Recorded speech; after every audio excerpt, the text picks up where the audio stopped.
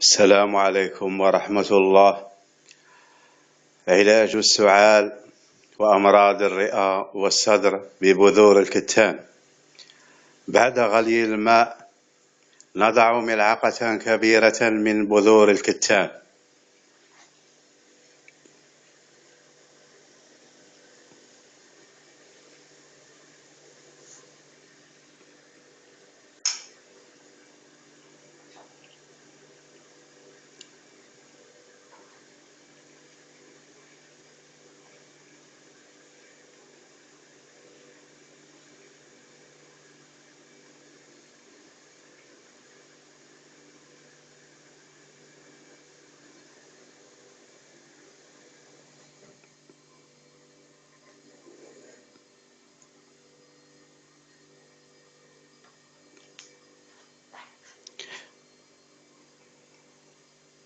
ممزوجا مع قليل من عسل النحل الأصلي.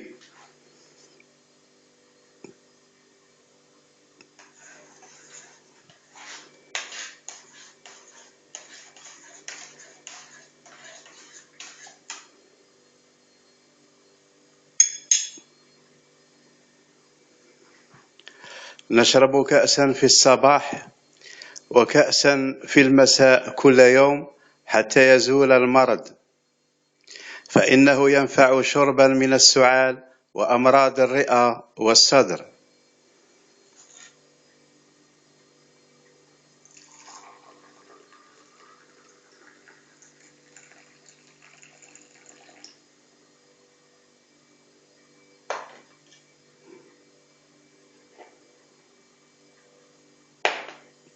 شفى الله الجميع.